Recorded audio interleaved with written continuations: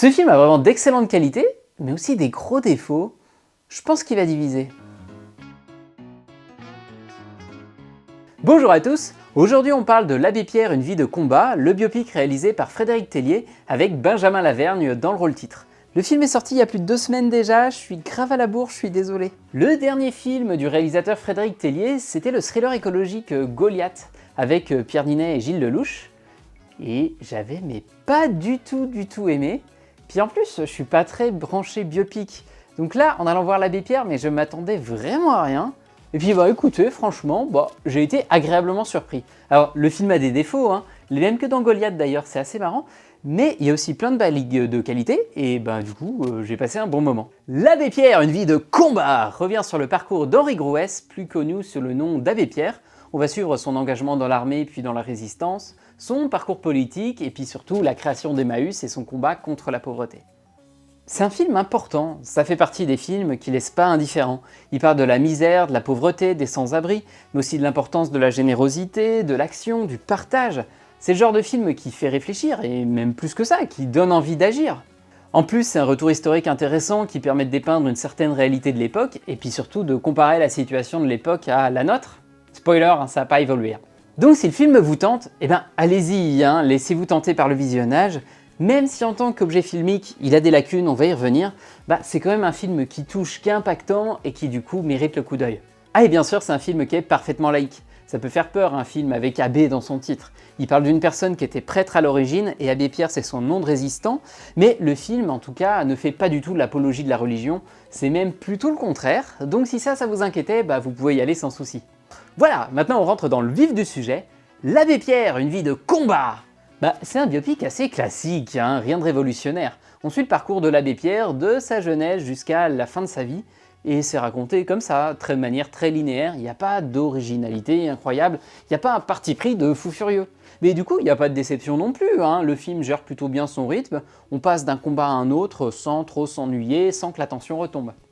Moi, ce que j'ai trouvé un petit peu dommage, c'est que le biopic s'intéresse beaucoup à l'homme, mais finalement un peu moins à son œuvre. C'est assez flagrant par exemple lors de la création d'Emmaüs. À un moment donné, il y a plein de communautés qui popent un peu partout, il y a un conseil d'administration qui apparaît avec des hommes d'affaires, mais concrètement, on voit pas très bien comment tout ça fonctionne. Je trouve que c'est pas simple du tout de faire un biopic sur ce genre de personnalités qui au fil du temps sont vraiment devenues des icônes. Comment tu fais un film qui leur rend hommage mais tout en n'édulcorant pas non plus leur personnalité et en faire des héros, des saints qui sont tellement balèzes qu'ils sont même plus vraiment des humains. Là j'ai trouvé que c'était vraiment bien fait parce que pendant toute la première moitié du film, l'Abbé Pierre, c'est un cassos en fait. J'exagère bien sûr, on voit dès le début que c'est quelqu'un de bonne volonté, qui a envie d'accomplir de grandes choses et qui a surtout envie d'être présent pour son prochain. Mais il n'y arrive pas, il galère le mec. Il est tellement faible qu'il se fait virer de chez les moines, ensuite il est totalement inutile à la guerre, quand il démarre la politique mais il se fait pisser dessus par ses opposants, et même lorsqu'il lance Emmaüs, au début c'est complètement éclaté au sol. Et petit à petit, il va évoluer, prendre conscience de ses lacunes, de ses forces aussi, et petit à petit, il y a d'autres défis qui vont s'imposer à lui, qui vont lui faire prendre conscience d'autres choses, et ça jusqu'à la fin de sa vie.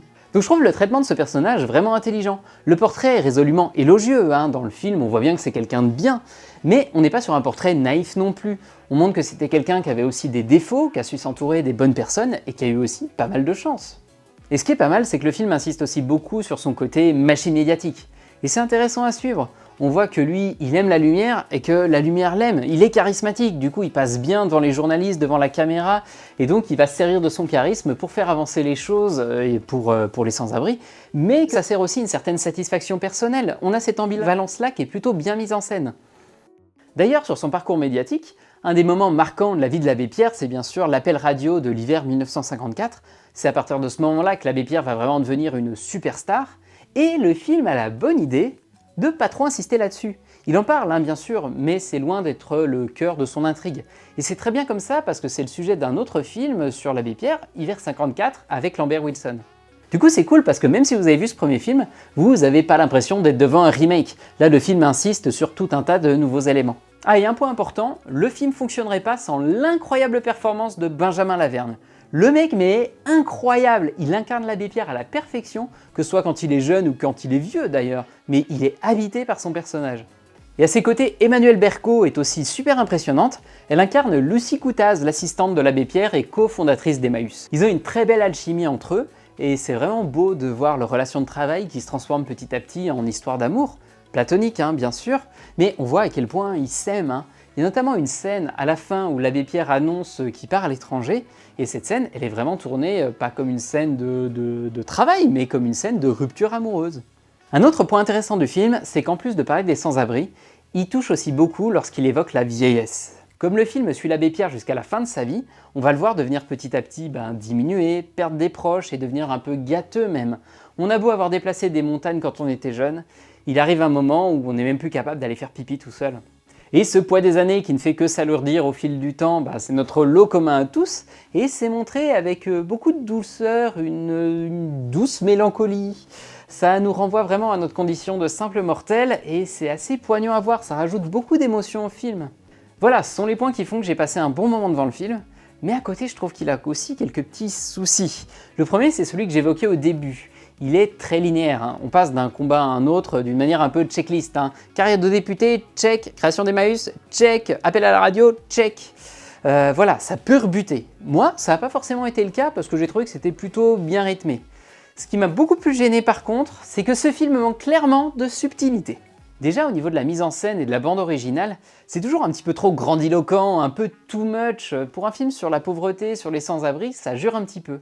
Mais le pire, c'est que j'ai trouvé que ce film avait la tendance à vouloir absolument tout expliquer. On a constamment l'impression qu'il nous prend pour des débiles. Je vous donne un exemple concret. Pendant tout le film, on le voit prendre des petites pilules pour tenir le choc. Et donc bien évidemment, à un moment donné, il faut qu'il y ait un personnage qui lui dise « Ah mais faites attention quand même, hein, c'est pas des vitamines, hein, c'est des médicaments dopants, c'est de la drogue, c'est dangereux !» Et je vous jure, tout le film est tout le temps comme ça. Il y a toujours un personnage pour nous expliquer ce qu'on voit à l'écran. C'est dommage parce que coupler ça à un rythme très linéaire, ça en fait un projet très scolaire, très académique. Il aurait eu nettement plus d'impact s'il nous laissait davantage nous faire nos propres interprétations de ce qu'on voyait à l'écran, sans vouloir tout nous expliquer comme ça au travers de dialogues. C'est marrant parce que ce manque de subtilité, je le ressentais déjà énormément dans Goliath, le précédent film du réalisateur. Dans le film Goliath, Pierre Ninet joue un lobbyiste véreux, et du coup, ils lui ont mis de l'eyeliner. Comme ça, le film il te crie au visage « Regardez, c'est un méchant !» Ou alors il est fan de Jack Sparrow. Peut-être, hein. J'en viens à l'abbé Pierre, ce problème il rend aussi le film très bavard. Le film est long, hein, 2h20, et puis alors ça papote et ça papote. C'est dommage parce que bien souvent il fait avancer son récit par des dialogues, là où des actes ou un peu d'action ça aurait été sûrement plus parlant.